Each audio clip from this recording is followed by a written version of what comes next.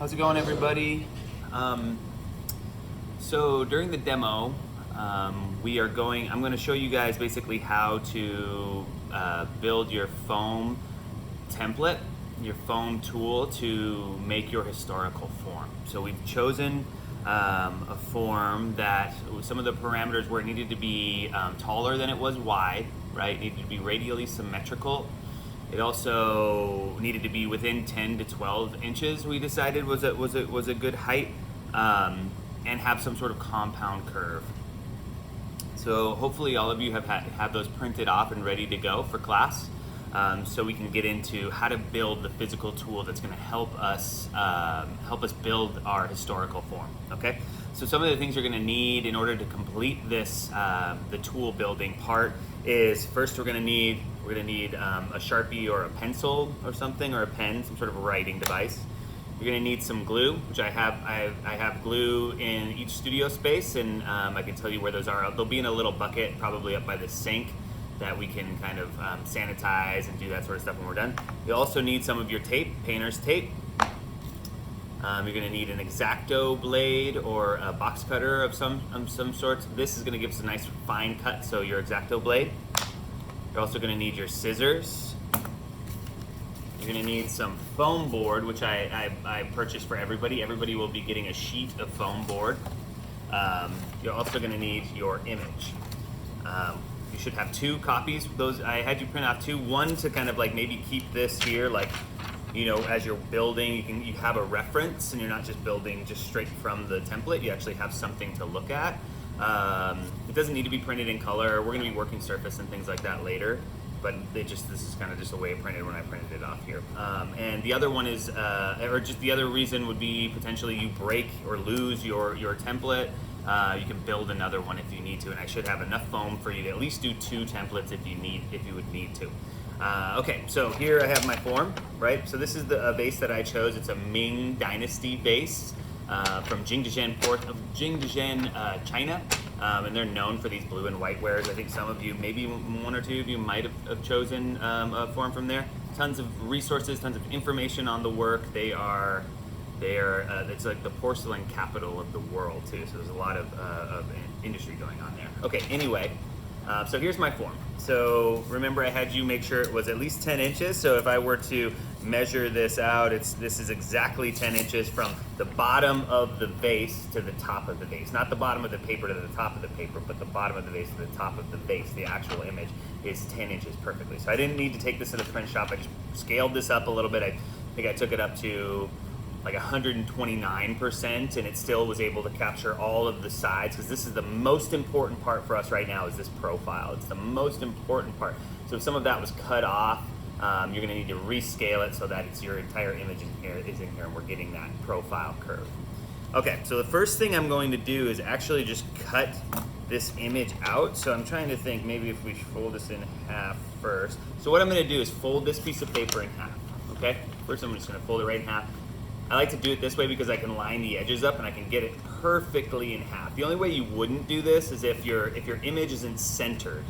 If your image isn't centered on the page, then you'll need to cut the image out first, cut the form out first, and then fold it in half. We want to get this piece completely in half, right down the middle, right? Okay, so now this is right down in the middle, the mirror image, mirror side. See, we do that, folded it right in half. Step 1, fold it in half. Really get a good crease too. Just that stuff's gonna help you.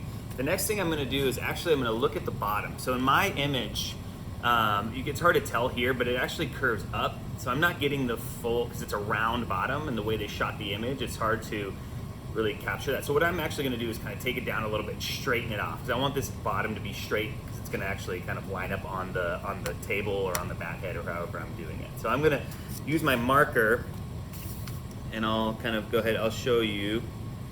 I'm just gonna take it straight down. It's not altering the form really, it's just giving us an easier thing to work with. And I'll show you exactly what I mean. So some of you, maybe the rim might be this way, but if you look closely, you can see what I did there, right? So now I'm gonna get a nice flat bottom. So like I said, some of you, maybe it's the top because they shot the image for the photo up a little higher, so you might see more of the inside of the rim. So you might have to just clip it off. Like you want it to be nice and flat, like that one is. Right? Okay. Does that hopefully that makes sense? And I'll be coming around and helping everybody with this too. But just to get started, as I'm talking with people about their images and about kind of the project, you should be working on this. So the next thing I'm gonna do, take my scissors, got this nice and folded, I fixed the bottom how I want it. The next thing I'm gonna do is actually cut the form out, just the form, right along the profile, okay? So I'm gonna take my time here and get it as clean and exact as possible. I'm just gonna cut this out. And I know a lot of you are probably like, what the heck is going on? I don't really understand. It will all start to make sense as soon as we build this tool, and as soon as you start making, like actually making the objects.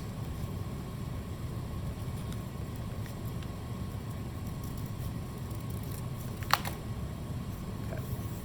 So now I've got this cut out, got my form cut out. Now I can come back, like if you can see here, you know, if you look right up towards the corner, I know it's super hard to see, but there's a little spot that's just a little off. I might come back and just slightly kind of just clean it up, make sure that we're nice and even. There we go. Okay, there's my form. Right, there's my form. So basically what we are gonna do is we're gonna create a tool on the outside that we can then, as we coil build, you know, as we coil build the piece, it will build around, and as we're working around, it's actually going to build us our entire form. It's a really early way of making ceramic work, is using this kind of simple tooling to do that. So this is kind of what I want. I want this to be as flat as possible. So I might alter this a little bit, so because I can see this is still kind of coming up at a slight angle. I want this to sit flat along the bottom. So I'm going to try to get it as flat as possible. So I want this to be straight. And we're going to use our template for that. So I just clipped that off a little bit. Still needs a little bit more, but we're going to just use our template. So the next thing I'm going to do is actually just glue this down. So I've got my glue stick. Throw a little bit of glue. This doesn't need to be perfect, but we're going to glue our form down, or our paper piece one to the other. It's really important that you're keeping this bit of the form. I see people like cut the form out and actually cut the object out and actually throw the image of the object out and just keep the outline. We could make that work, but this way is just going to be so much easier. Okay. Sweet. There we go. So now we've got this. Now we've got our image folded. Okay.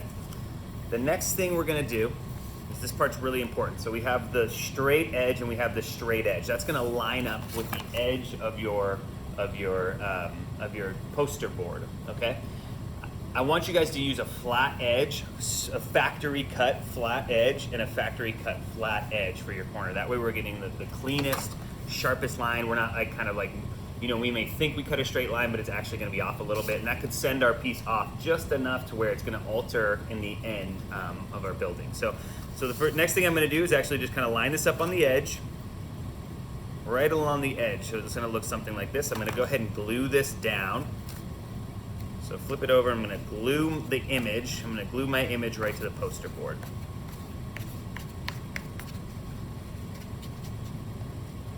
Take your time to do this well.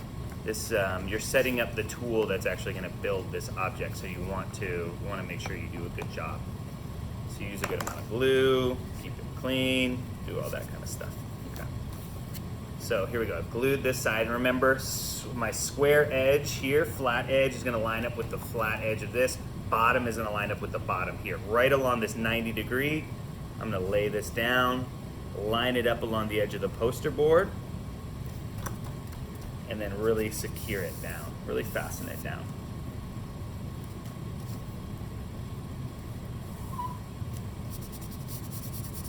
I mean, this seems so easy, but I can't even tell you how many times I will tell somebody how to do this, and then they're like, "How does it look?" And they might done the opposite thing. You know, like they'll put the curve towards the edge and just cut the thing. That's not what we want. We want the edge to line up with the edge. And now we're gonna have something like this. Okay. So remember, our flat edge lined up with the flat edge, bottom lined up with the bottom. Now we have a nice square factory edge, nice square factory edge here, okay? Next thing you want to do is we're going to actually cut this form out, okay? Now we're going to cut this out of the poster board. So we're going to take either our scissors or our X-Acto blade. I find the X-Acto blade works a lot better. Sometimes people use the scissors. They seem to think that that works. You can do whatever you want to do. So what I'm going to do first, I'm just going to start to cut this out. So right along the edge, with my X-Acto blade, being really careful not to cut my fingers or cut anything else.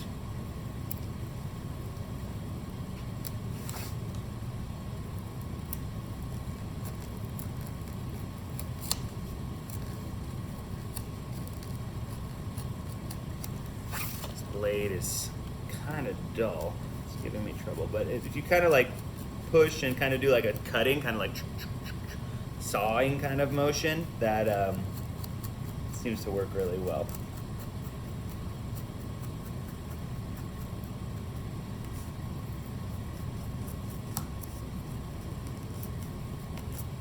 And then you could always come back over with the scissors if you need to.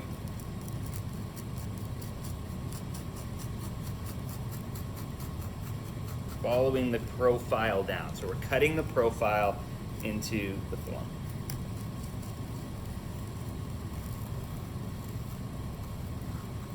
Like I said, this thing's a little dull, so it's kind of giving me trouble around some of the curves. This part's all cut. There we go. If you, like I said, if you're having trouble with this, like maybe you have a duller blade or something like that, just get your scissors.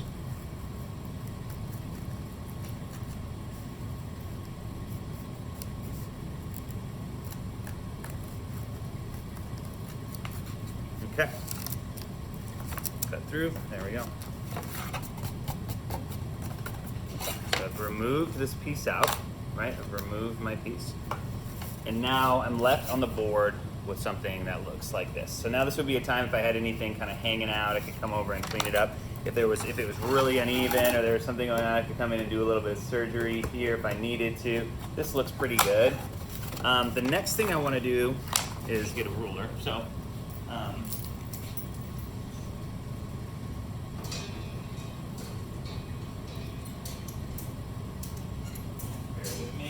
I said all you're gonna. I didn't mention the ruler, but it's probably a good idea to have yourself a ruler. Now we're gonna build out our tool a little bit more. So I'm just gonna line this up. There isn't an exact science on what this should or shouldn't be. I'm just going to basically leave enough room for me to kind of handle this. And then I'm just gonna kind of make a line, make another line. I'm gonna leave myself enough room.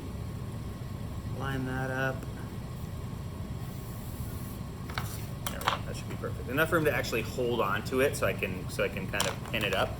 Then I'm going to use my scissors here to cut this, or my X-Acto blade, whatever I think is best.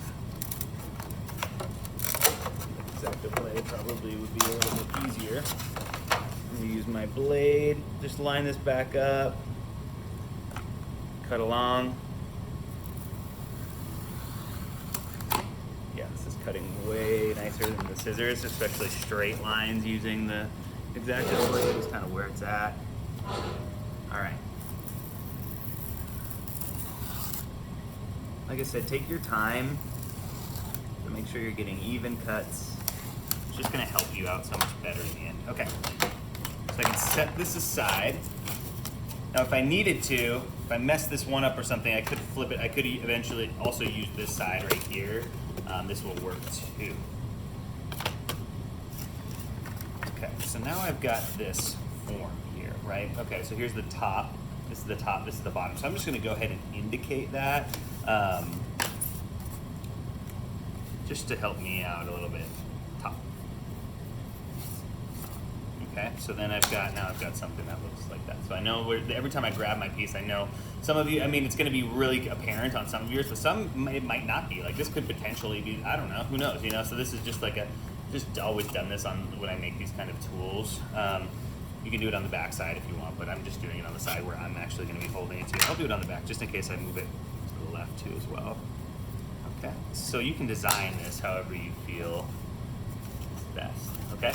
All right, so now that we have this, we're almost done. The last thing I want you to do is to tape the edge. And the reason why we're taping the inner edge is because every time we put a coil down and we start to build, we're actually gonna be using this as a measuring device, and it could get wet in here, you could get water in there or something, and then this starts to just deteriorate, right? It starts to break apart. So if we we'll strengthen it, we'll give it another layer of skin along here and actually seal it up. It actually helps, you know, it keeps it, when we're putting this on the clay, it keeps it a little cleaner. So I'm gonna go ahead and put some tapes. That's where your tape's gonna come in. And you can do this however you like. I found it just kind of rip off smaller pieces. So I'll start with like 6 small pieces and then kind of start to build up from there. If you try to do one long straight piece, it's just gonna, along the curve, it won't fold properly. And so this way seems to work. So I'll just start at the top. Like I said, just on the inside, right? I'm just gonna fold this over. Clean that up in a little bit. Down the base of this curve, just gonna rip off a couple pieces. We're just folding this over, taking this back down along the edge of the curve.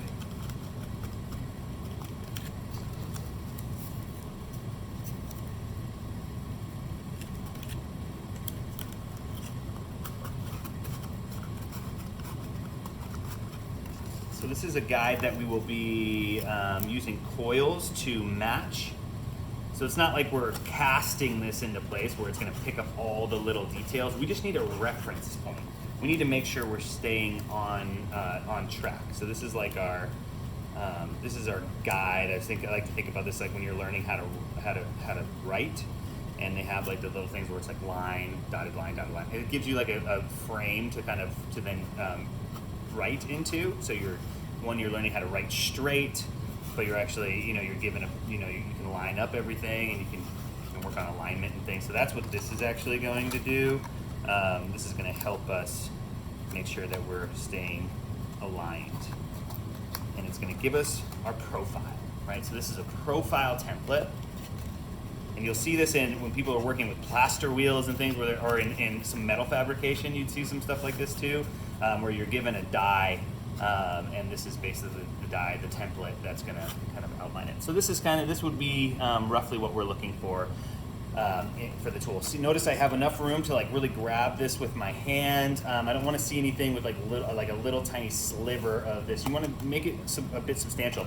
It also doesn't need to be this big, right? So something just like this, you can fit your hand around because you can set down.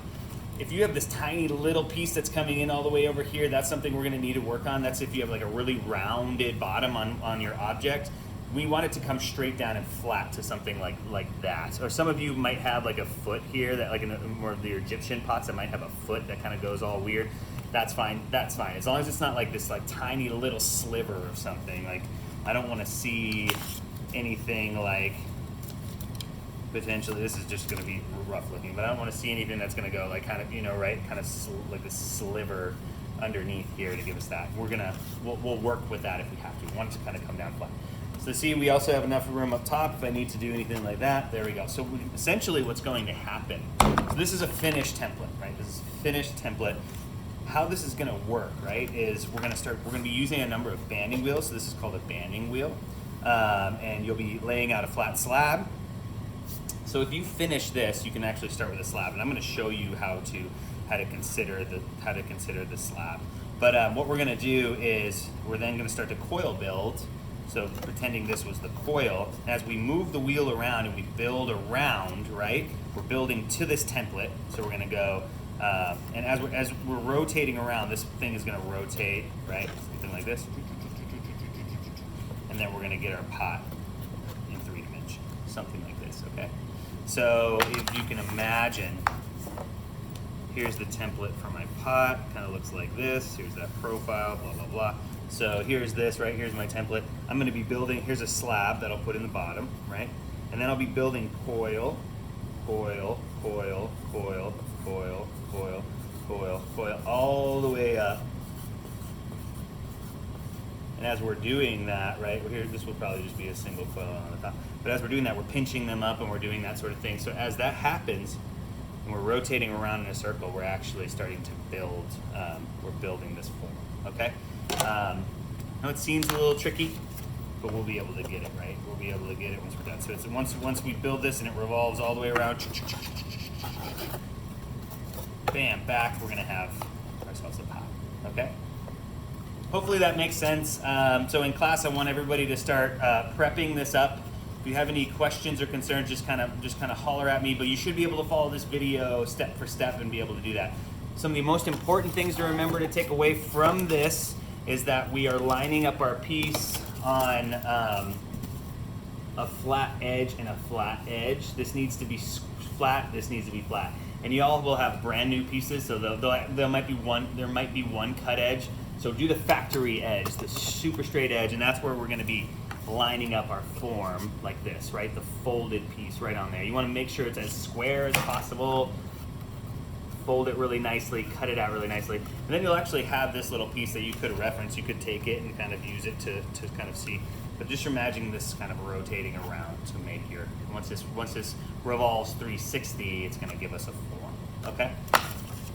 Once again, here's the finished template. This is what I'm hoping that you're all gonna start working on, as well as laying a small slab out. And the next video will be, I'm gonna show you how to kind of just start to think about capturing this distance here, okay? To then revolve around is gonna give us the diameter of the base of our pot, okay? All right, everybody, thank you so much, and I'll see you in class. Thanks.